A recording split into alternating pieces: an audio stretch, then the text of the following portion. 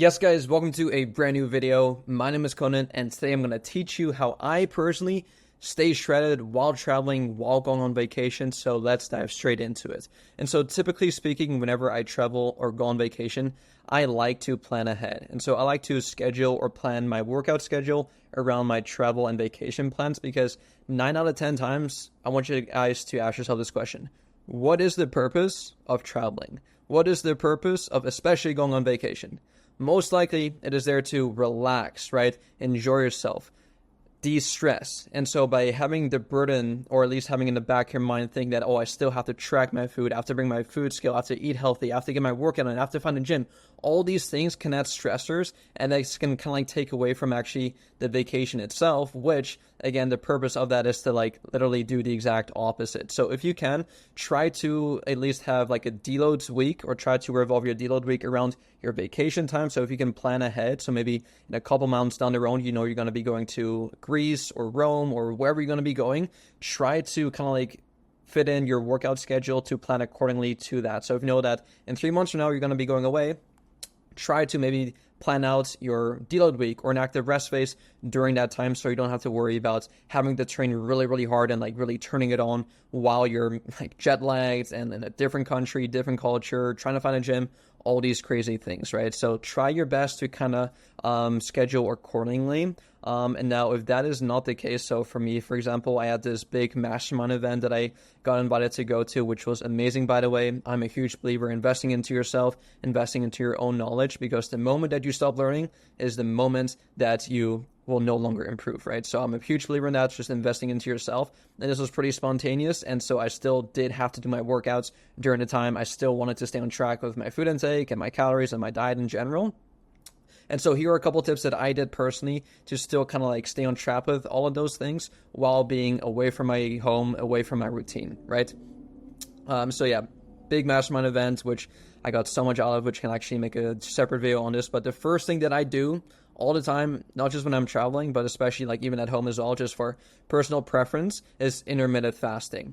All this really is, guys, it just decreases your eating window. So instead of eating breakfast, breaking your fast as soon as you wake up, let's say at 8 a.m., and then having your last meal at 8 p.m., right? That's a 12-hour feeding window. You're simply delaying your breakfast, right? You're breaking your fast at a later time point in the day to maybe 10 a.m., 12 p.m., 2 p.m., right? And so as you can tell, all this really does is just decreases your feeding window from 12 hours down to maybe 10 hours or 8 hours or 6 hours, right? And there's nothing special or magical about it. I'm sure there's scientists out there that may claim some super whatever they want to call it, which I don't think there's a lot of evidence or scientific evidence to kind of back that up. It's honestly just personal preference, right? Because if you're someone like myself who is a big eater, and if you're also someone like myself who isn't really a big breakfast eater, and you tend to get most of your hunger and your cravings towards the latter portion of the day, this makes total sense, right? Because now you're not eating as much when you're not as hungry in the morning, right? And you allow yourself to eat more calories that still fits within your daily caloric range for the day later on at night when you tend to get hungrier, right? And especially like with social occasions, most of the social occasions are at night when you go out to a restaurant and go out for dinner, right? And instead of being that weird one that orders like whatever, just a plain salad or a chicken breast, you do not have to do that, right? Just simply eat a lighter breakfast or just skip your breakfast and just have it at a later point. Save your calories for later on at night. And then also I've noticed mentally, I feel a lot sharper as well, as opposed to waking up first thing in the morning and just like eating a carb-heavy breakfast that really weighs me down. I get brain fog and I just don't feel super optimal, right? This is, again, personal preference because I know so many people who enjoy eating a bigger breakfast and then maybe a smaller dinner a day or at nighttime, and they feel completely fine. But I've noticed for most people, especially when social occasions arise, that is a really good thing to do. And now during this time, what you may notice, especially if you're kind of new to this, is hunger will be a big issue, right? If you're not eating for breakfast or as soon as you wake up and you're not used to that, it's pretty common for your hunger to start to increase. And the way that we kind of combat that is by using this one super powerful drug. It is technically a drug, but that is caffeine, right? All this does, it just decreases your appetite, so suppresses your appetite, which will kind of make your hunger go away, which is amazing, by the way, while also giving you more energy and alertness, right? And now it's really important not to overdo this. Like, don't just abuse it and just have like a gram of caffeine in the morning, because that is a lot. The FDA typically recommends no more than 400 milligrams per day, right? And so that could be around 2 energy drinks. Could be 3 to 4 cups of coffee, depending on how big the cup of coffee is, obviously. And then also one thing that I've noticed is that try not to have it first thing in the morning. So as soon as you wake up, don't go straight for your coffee or for your energy drink. Try to actually wake your body up first. So have a glass of water first, go outside, get some natural sunlight in your body, and try to wait a minimum of 60 to 90 minutes upon having your first sip of caffeine. Because as soon as you wake up, your cortisol levels are sky high, like your stress levels. And when you consume caffeine right away, it may hit you, but maybe not as hard. And what you'll notice, or what you may experience, is that the crash afterwards is actually a lot harder, as opposed to delaying your caffeine intake by an hour or two. Not only will it hit you a lot harder, which is awesome, you may notice that the kind of like the crash afterwards is pretty much not there, right? Which is also really cool.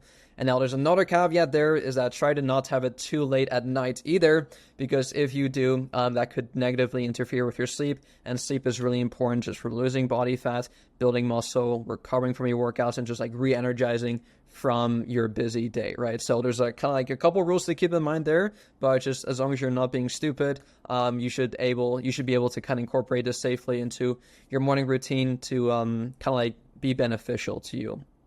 The half-life of caffeine is 6 hours, and the quarter life of caffeine is 12 hours. So if you have, let's say, 500 milligrams of caffeine, 12 p.m. in the afternoon, at 12 a.m., so at midnight, you're still going to have quarter of that left in your body. So you're going to still have around 125 milligrams in your body at midnight. And you can tell that if you have it too late, it'll still be within your system, which again could negatively interfere with your sleep. So just be careful with that, but most people hopefully shouldn't have an issue with that, right? So I typically just stick to a black coffee. They actually had this cold brew at the Airbnb that we were staying at.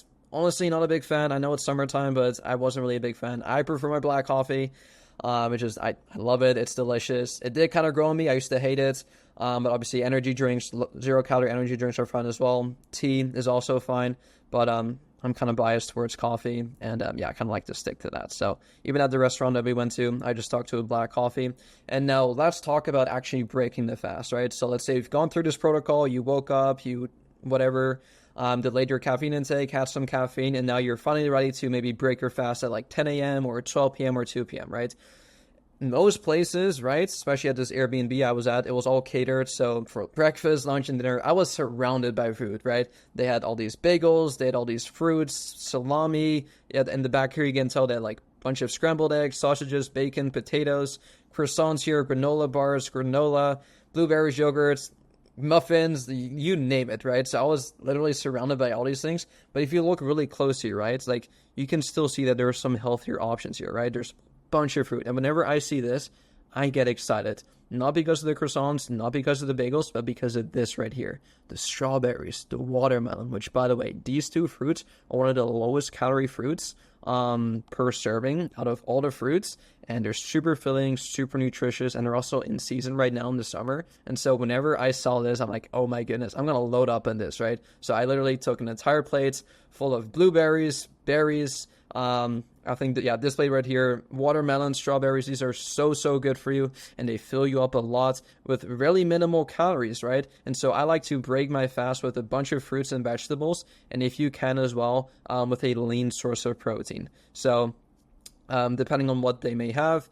So even when you go out to a restaurant as well, you can still follow this exact same tactic.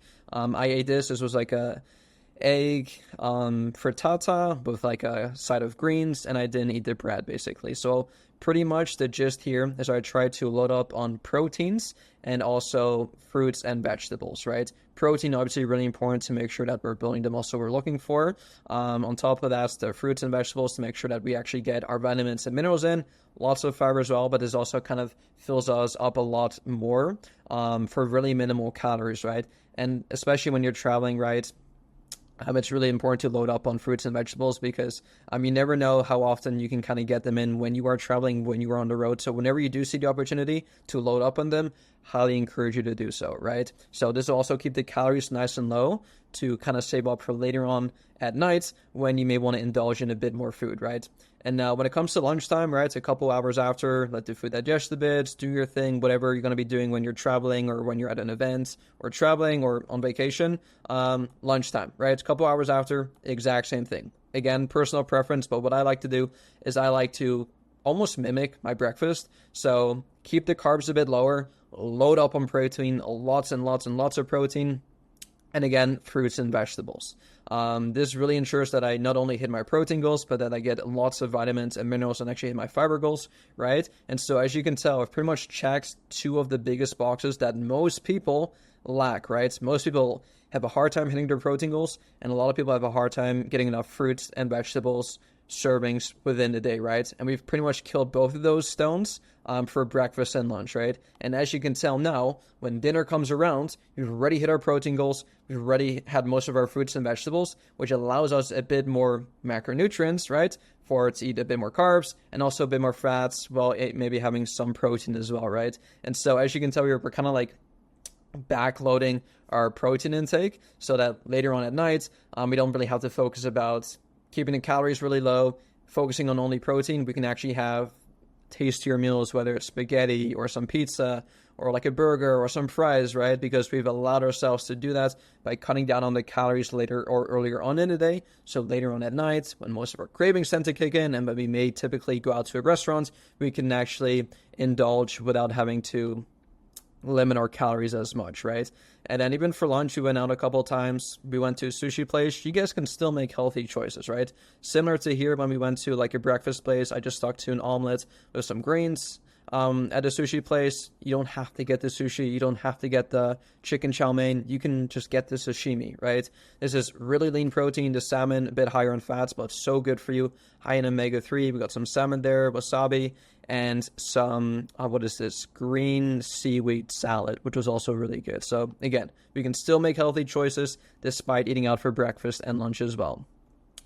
Third, or I think fourth tip here is movement. So if you are going to be going on vacation during like your actual training plan, try to get your workout done first thing in the morning or earlier on in the day so that you don't have to worry about it later on at night. Because typically speaking, for most people, especially like even in like your day-to-day morning routine or just regular routine, the later that you prolong your workouts, the less likely you'll actually end up doing it, right? So if you can just eat the frog, as they would say, right, doing the hardest task first thing in the morning, you'll notice that not only you've already done it, but everything else for the rest of the day just seems to be a bit easier, right? Because if you wake up in the morning, you maybe take your cold shower, you go on a morning run, and maybe do a leg workout as well, or just get your workout done, it's like you just feel on top of the world, right? You feel energized, you feel really good, great start to the day, and so you don't have to you don't have this thing in the back of your mind that, okay, like, I still have to do my workout later today.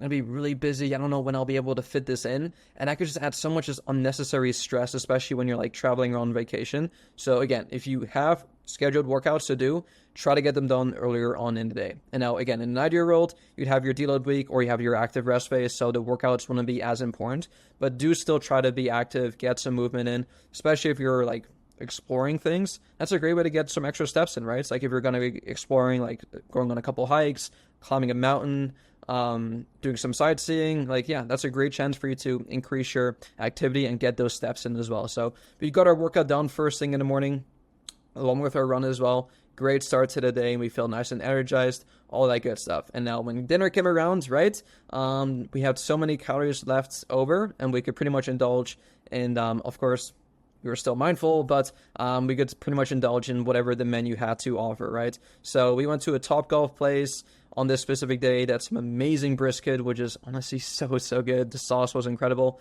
And we had some greens on the side and some cornbread as well. Really good meal. And yeah, the reason why we were able to do that is because we saved those calories later or earlier on in the morning so that later on at night we could actually indulge in some of these foods as well. The other night we also went to another sushi place and I got myself a poke bowl. This was some salmon, a bunch of just like good stuff. We got some beets, carrots, radish, tomatoes, with some sushi rice. This was also really good. And now the last thing that I want to kind of like leave you guys with it. Just have fun, right? You don't always get to travel. You don't always get to go on vacation. And like I mentioned to you at the beginning of this video, what is the purpose of all of this, right? You go on vacation to relax. And when we're back at home, we can always get back on track again, right? And so I want you guys to just be as present as you can during this time, make some incredible memories, create some cool experiences for yourself. And if you do fall off track, do not worry about it, right? It's what you do over a consistent period of time that's going to dictate your long-term results. So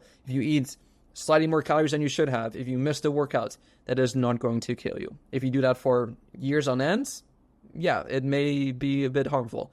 But if you do that 1 week out of the 52 weeks out of the year, just using logical common sense, it's not going to be a big deal at all, right?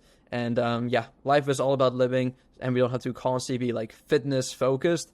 Again, fitness is there to enhance our lives and not take over our lives. The purpose is to go on vacation so you can take amazing pictures like this, look nice and shredded on the beach, and just have some fun. So hopefully you guys took something out of this video. If you guys do have any questions for me, please let me know, and I'll see y'all soon. Peace.